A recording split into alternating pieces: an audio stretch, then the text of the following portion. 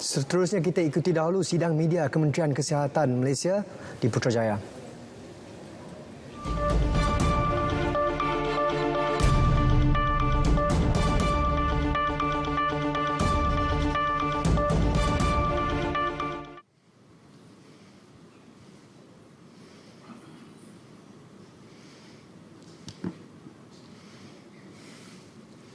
Boleh? Okey. Sekejap ya.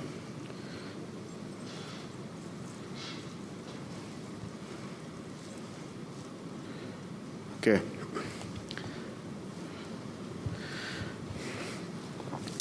Assalamualaikum warahmatullahi wabarakatuh dan salam keluarga Malaysia sihat sejahtera.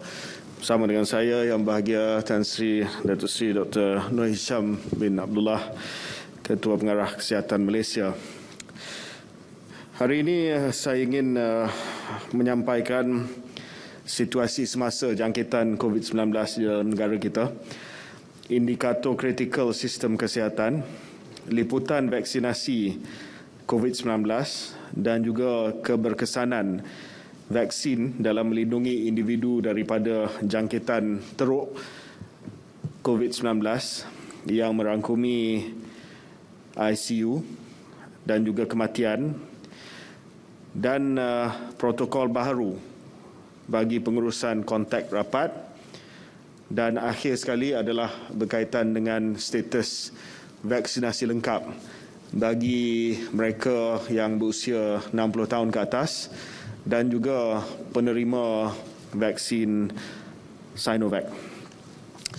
Situasi terkini COVID-19, kita melihat bahawa kes harian kita, walaupun telah mencatat bilangan kes harian yang tertinggi sejak mulanya pandemik COVID-19, tetapi kadar-kadar penggunaan katil, alat bantuan pernafasan dan juga unit rawatan rapi masih terkawal. Saya juga ingin memaklumkan bahawa sejak beberapa hari yang lepas, kita sudah pun melihat angka R0 kita, iaitu angka kebolehjangkitan COVID-19 semakin menurun. Dan ini adalah disebabkan kita melihat kepada angka jumlah yang telah pun sembuh setiap hari. Angka RT yang terkini daripada semalam adalah 1.13. Jadi kes harian jangkitan positif COVID-19 mesti dibaca sekali dengan kes sembuh. Jadi sebagai contoh, semalam kita telah mencatat 31,080 kes positif, kes tempatan. Tetapi ia perlu dibaca sekali dengan jumlah yang sembuh, iaitu 20,399. Ini menjawab kepada isu iaitu dari segi penggunaan katil-katil dan juga dari segi angka RT kita. Kita melihat juga kepada kes-kes baru dalam kategori 3, 4 dan 5. Ini adalah satu perkara yang penting untuk disampaikan, kerana kalau kita melihat kepada kes-kes semalam, iaitu pada 23 Februari, ada 194 kes di kategori 3, 4 dan 5. Dan daripada kes-kes tersebut, kita dapati bahawa 78.87%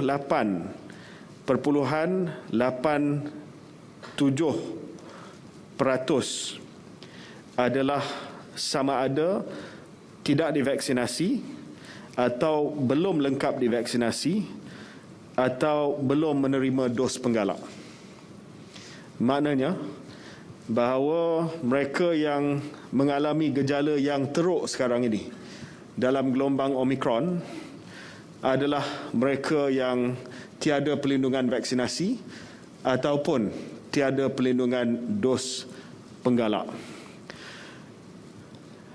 Kita juga melihat bahawa dari segi angka kemasukan ke hospital, kategori klinikal, keadaan klinikal pada 23 hari bulan Februari menunjukkan bahawa bagi kemasukan ke hospital, kategori 1 dan 2 masih lagi merupakan kategori yang menjadi majoriti kepada kes-kes yang dimasukkan ke hospital.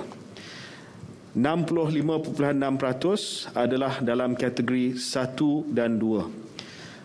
Kategori 3 dan 5 adalah 34.4%. Ini adalah kerana kita melaksanakan kemasukan secara preemptif. Seperti mana yang saya jelaskan pada minggu lepas, kita mengambil sikap berhati-hati. Sekiranya pasien tersebut mempunyai ciri-ciri risiko tinggi, kita akan masukkan ke hospital ataupun ke PKRC walaupun mereka berada di dalam kategori 1 dan 2.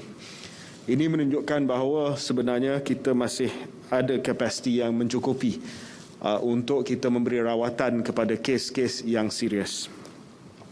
Saya juga ingin memaklumkan sempena dengan slide ini juga bahawa kita akan mengoperasikan semula MIAPS ataupun PKRC MIAPS pada hari esok.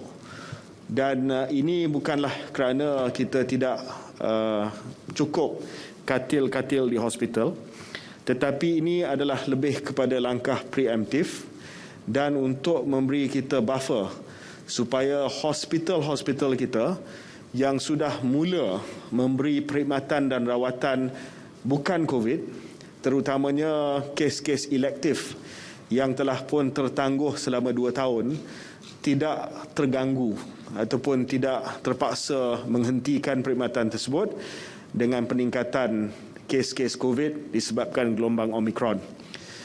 Untuk kemasukan ke MIAPS ini adalah lebih kepada kes-kes berisiko rendah dan juga step down care. Dan ini adalah strategi kita untuk gelombang Omicron, di mana kita mewujudkan katil-katil risiko rendah yang akan diguna untuk tempoh yang lebih singkat daripada tempoh yang digunakan sewaktu gelombang Delta. Sebab itu kita mengoperasikan semula MIAPS esok dengan 100 katil. Pada kemuncak gelombang Delta, MIAPS ada 10,000 katil. Esok kita mengoperasikan 100 katil dengan buffer untuk kita ada 850 katil sekiranya diperlukan.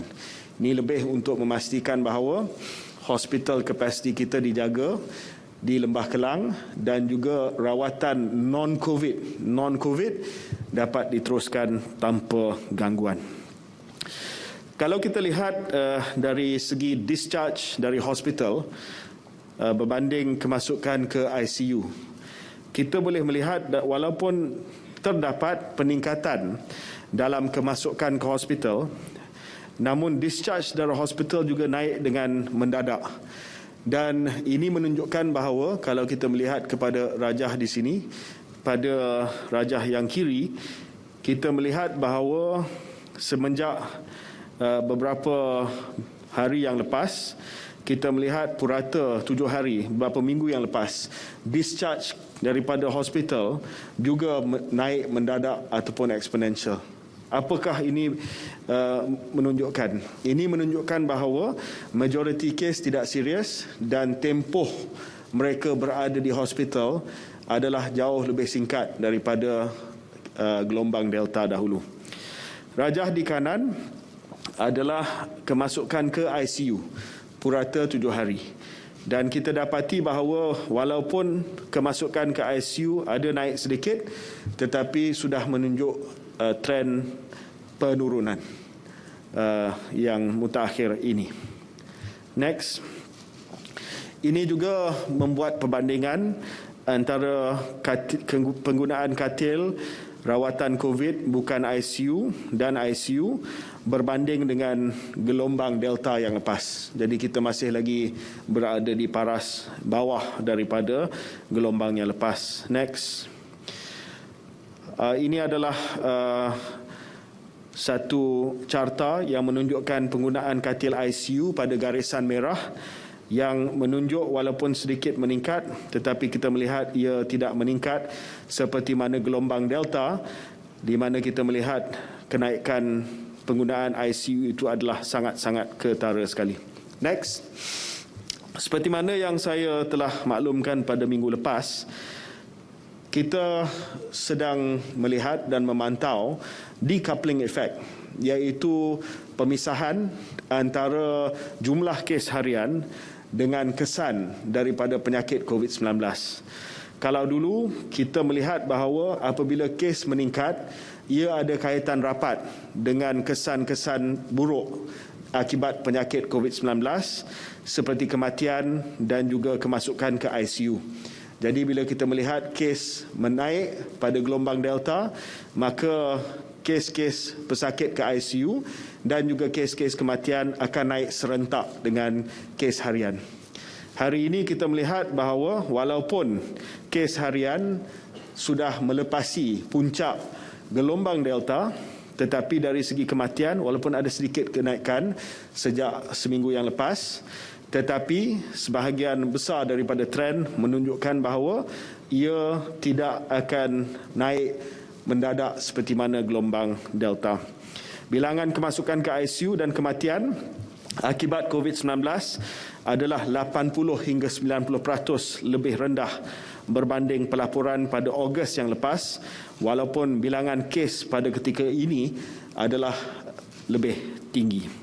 Next. Namun begitu, walaupun kita menyaksikan peningkatan kes harian dan juga bilangan kemasukan ke hospital, vaksin menunjukkan keberkesanan yang amat baik dalam melindungi individu daripada jangkitan lebih teruk. Terutama sekali kumpulan dewasa warga emas yang telah menerima vaksin dos penggalak dan juga kumpulan remaja yang telah menerima lengkap vaksin 2 dos. Sebab itu, kita hanya menyaksikan sedikit peningkatan dalam bilangan kemasukan ke ICU dan juga kes kematian akibat COVID-19. Next.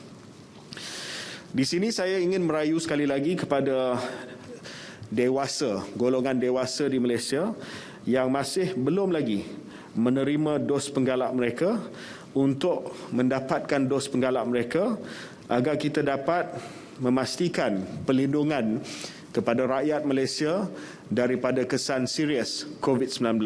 Next. Kalau kita lihat di sini jelas menunjukkan bahawa kalau kita melihat carta ini, bar biru adalah mereka yang telah lengkap dos penggalak ataupun telah menerima dos penggalak, dan ini adalah kategori 4 dan 5 per 100,000 populasi.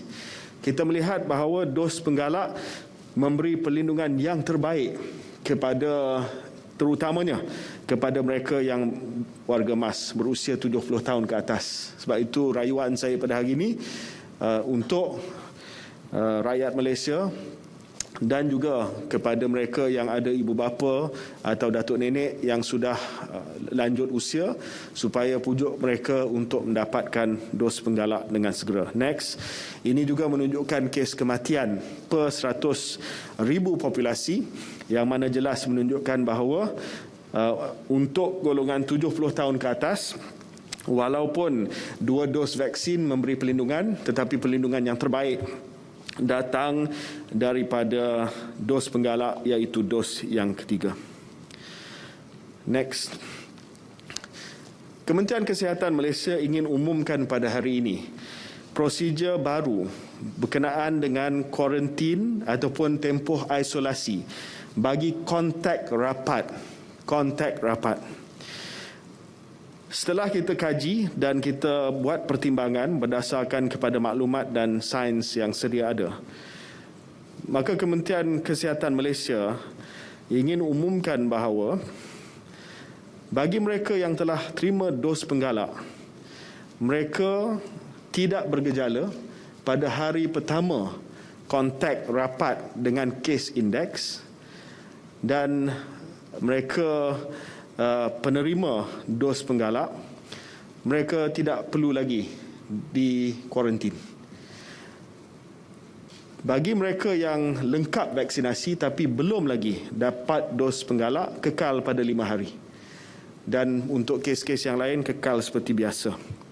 Jadi rumusan dia adalah kontak rapat kepada kes COVID-19 yang tidak bergejala dan berusia 18 tahun ke atas dan telah menerima dos penggalak, tidak perlu menjalani perintah pemantauan dan pemerhatian HSO dengan syarat mereka perlu lakukan ujian RTK kendiri pada hari pertama dan hari ketiga dari tarikh akhir pendedahan kepada kes positif COVID-19 dan sekiranya positif mestilah lapor keputusan itu ke MySejahtera dan menjalani tempoh isolasi sekiranya positif.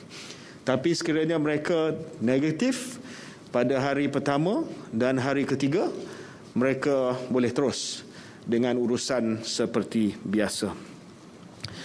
Seperti untuk yang lain, saya telah umumkan ia kekal. Bagi kontak rapat yang bergejala, mereka mesti menjalani perintah pengawasan pemerhatian selama 5 hari bagi mereka yang bergejala. Ya. So itu pengurusan kontak rapat yang baru. Ini berkuat kuasa pada 1 hari bulan Mac. Bagi penerima vaksin primer Sinovac berusia 18 tahun ke atas dan warga emas berumur 60 tahun ke atas yang telah menerima semua jenis vaksin perlu mendapatkan dos penggalak bagi mengekalkan status vaksinasi lengkap mereka. Tempoh masa yang ditetapkan sebelum ini adalah pada 28 hari bulan Februari, tetapi untuk memudahkan golongan ini mendapat dos penggalak dan status vaksinasi mereka tidak diubah, Kementerian Kesihatan setuju untuk melanjutkan tempoh ini sehingga 31 hari bulan Mac. Bermula 1 hari bulan April, status vaksinasi lengkap untuk golongan tersebut akan tukar kepada tidak lengkap sekiranya masih belum mendapat dos penggalak. Okey, saya ucapkan terima kasih. Saya buka kepada apa-apa soalan. Siapa tu tengah cakap?